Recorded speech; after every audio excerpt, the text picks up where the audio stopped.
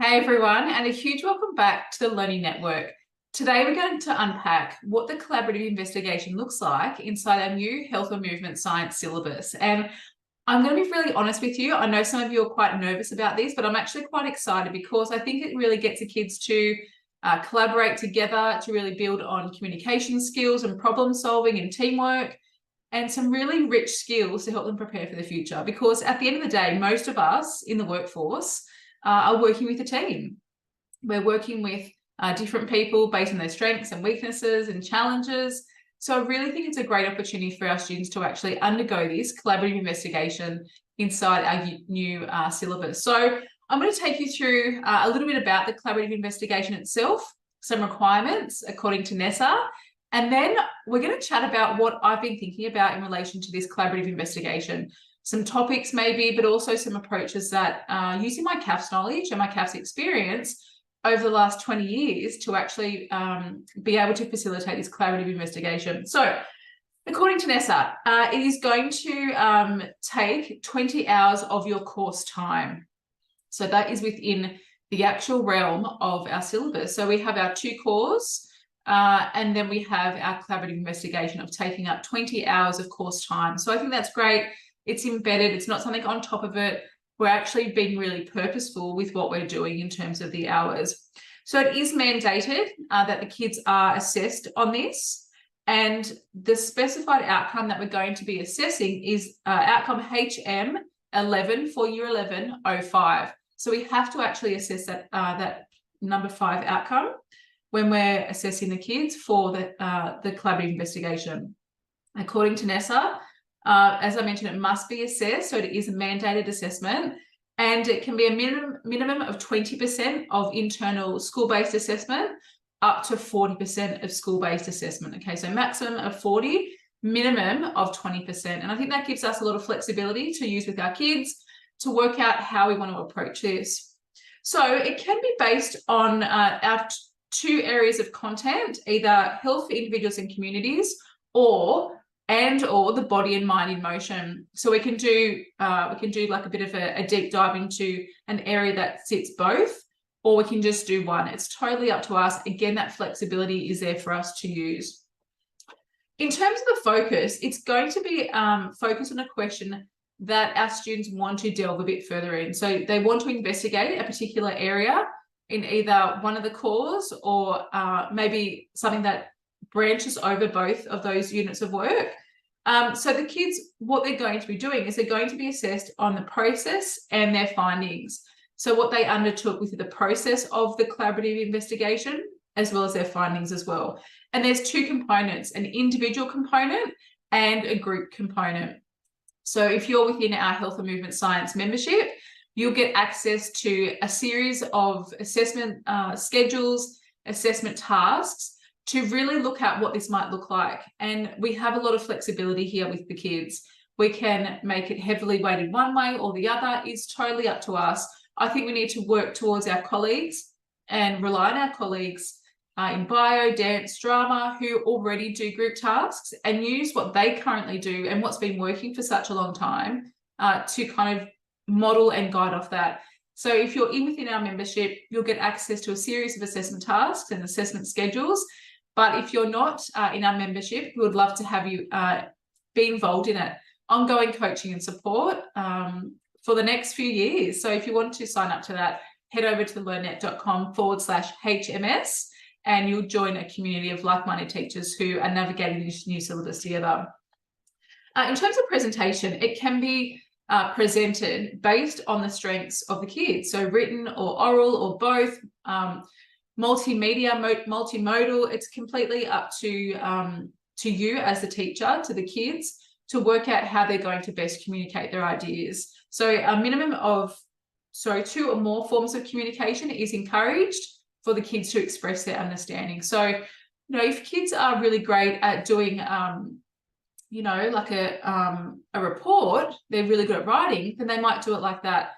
If they're great at doing like a hands-on presentation, they might present their findings like that. They might present their findings in a series of video clips. It's totally up to the kids. And I think it's up to us to work out how we're going to actually assess that based on our own skills as well, especially when we come to marking as well.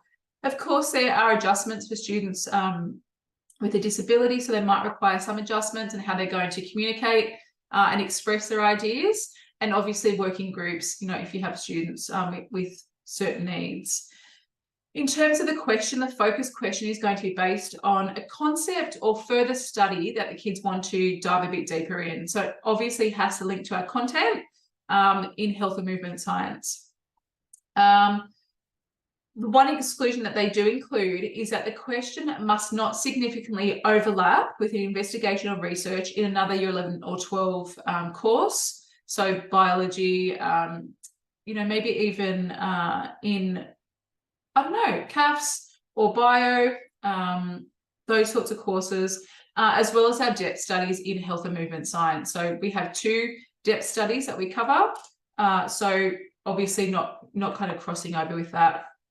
Of course, the kids are going to be working on their collaborative skills, communication, problem solving, research, feedback to each other as well. And they're going to be using a combination of both qualitative and quantitative data. So if you're a CAFS expert, you'll know exactly what those 2 mean. Quantitative means numbers, statistics, data.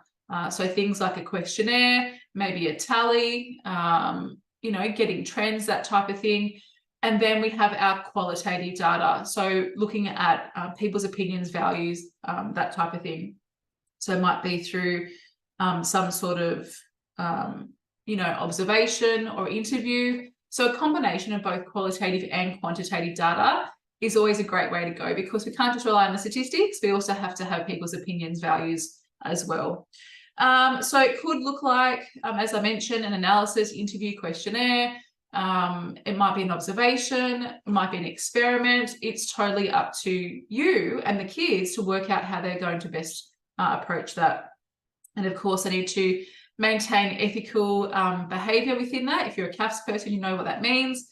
But inside health and movement, concepts like informed consent, privacy, integrity, and respect are very much upheld within their research process. So in terms of what it's going to look like on the ground, there's going to be phases that the kids go through within this collaborative investigation. And NESA provide us with 5 main phases, and all of the documents that are on the NESA website for health and movement science, you'll see those documents, and there's a sample on there of what we can use to guide our process. So checkpoints throughout it, making sure the kids are on track, not just letting them go off and do their own thing, making sure we're kind of checking in along the way. In terms of design, there's a proposal. The kids have to propose what they're going to be doing their investigation on.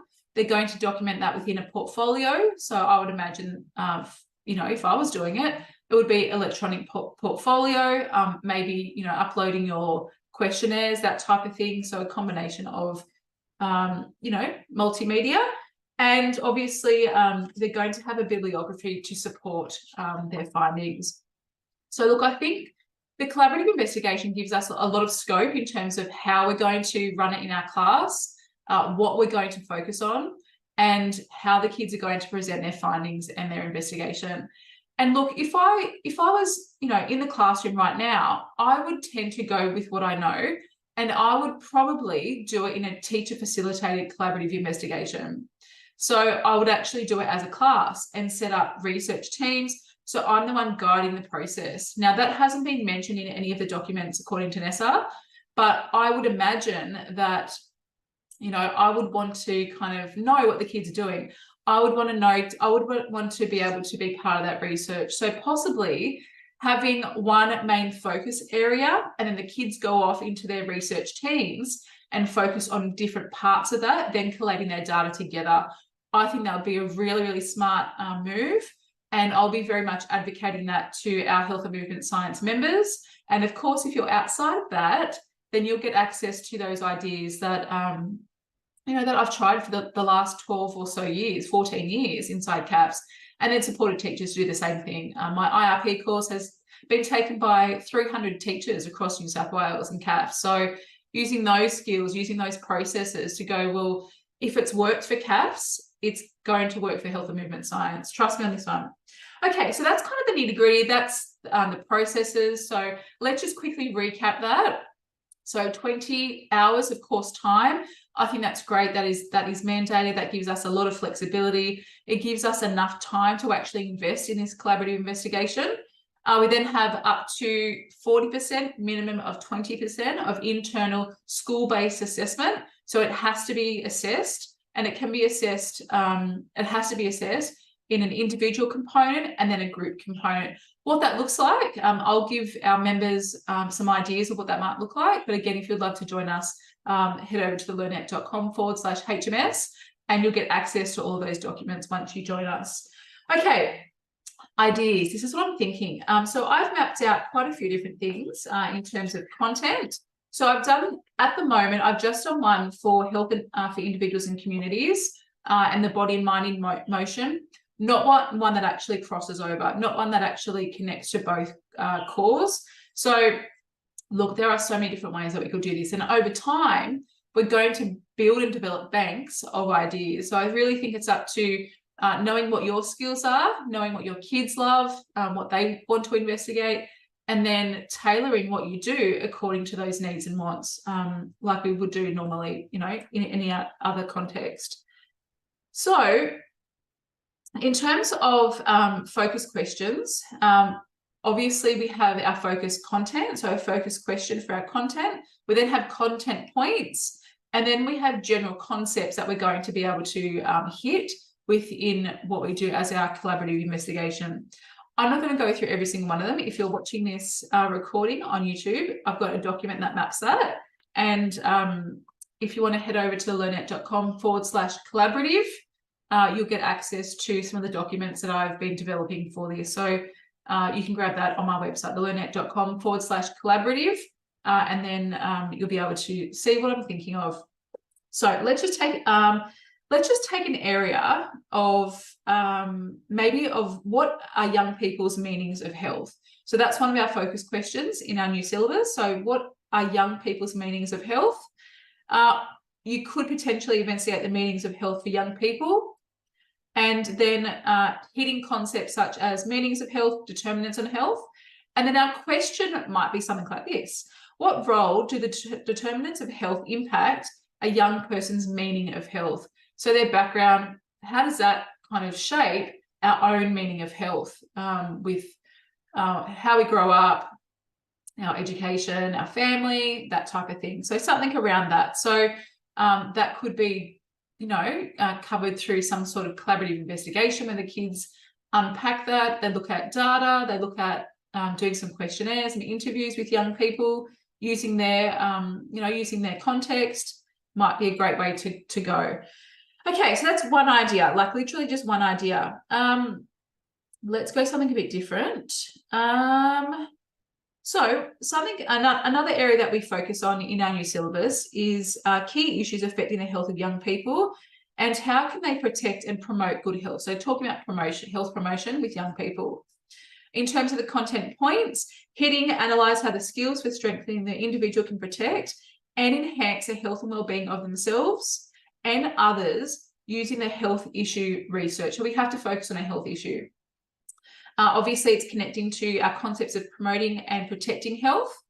And a focus question might be something like this: what specific skills do young people need to protect and enhance the health and well-being of themselves? You could have other people, but of themselves. So what skills do they need to actually make healthy decisions in their own life, in their world? I don't know. These are all just different ideas that I'm thinking. The last one I'd love to share with you from this unit is stuff around health promotion again. So what are the opportunities for improving and promoting young people's health? So that's one of the focus questions. The content point that links to is discuss how organisations and communities advocate for the health of young people. And I love this inclusion of advocacy. That's a new part of our syllabus. Of course, it's already been embedded in there.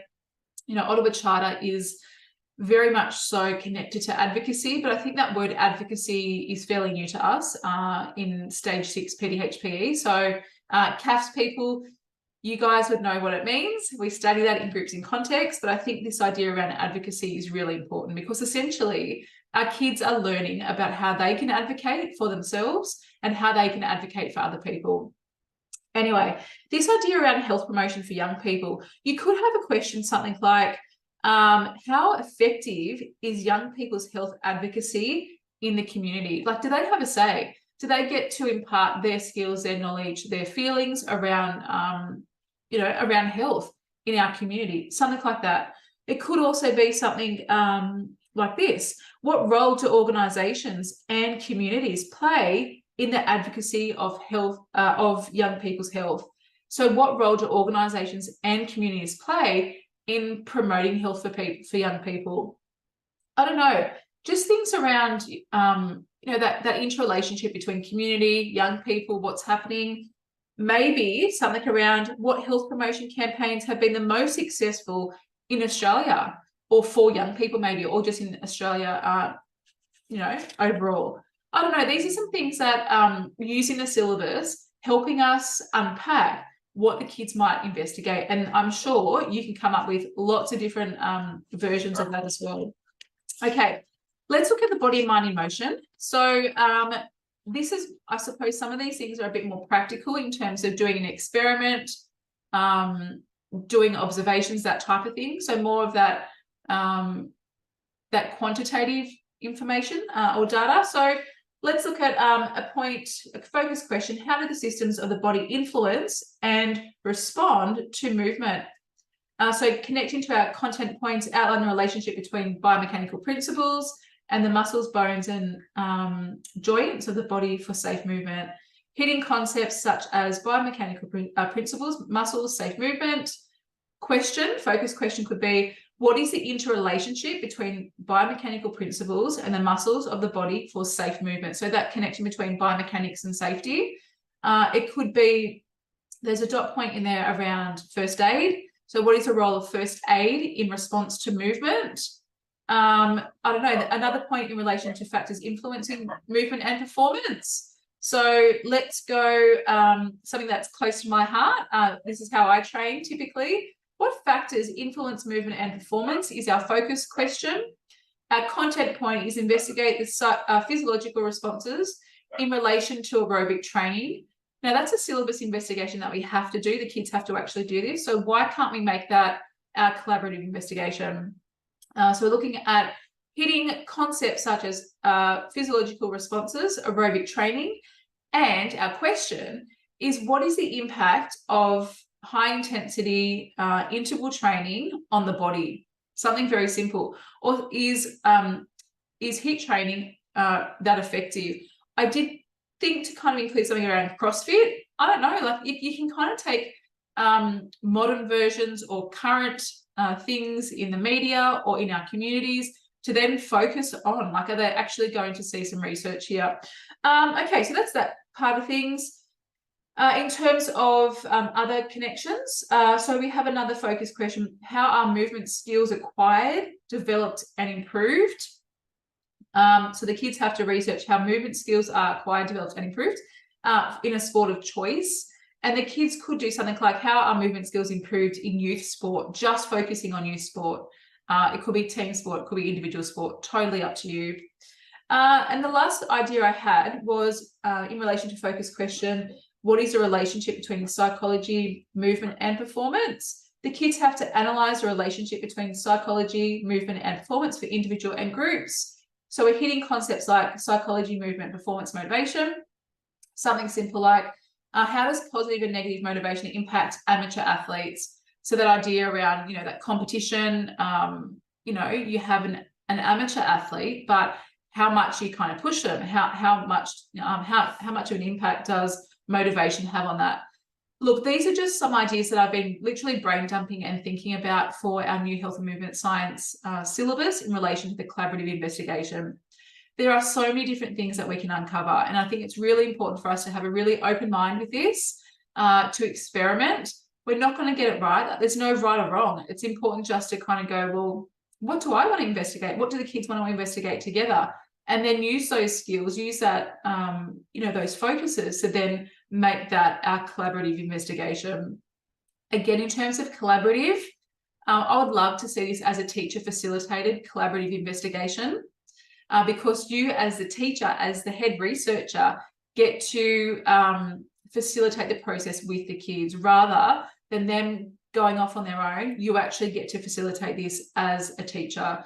So if you'd love to access some of the ideas that I shared today, you can head over to learnet.com/collaborative to get access to this document. But if you'd love to join us inside the Health and Movement Science membership, it is now open. Head over to learnet.com/HMS, and you can sign up to have access to me as your coach and mentor guiding the way, but also a whole heap of other teachers who are literally navigating this together. And look, the power is in the community. It's important for us to be open, to share, to collaborate. And if you've liked the way I've done things with CAFS and my other teaching packages, then I'd love to have you inside our membership. So I hope today gave you some really practical ideas, some things to think about for the collaborative investigation, and just a way forward, just to spark some ideas over the coming months as we navigate this brand new syllabus together. Thank you so much for joining. If you have any questions about the Health and Movement Science syllabus, membership, or anything else, please don't hesitate to reach out. Take care.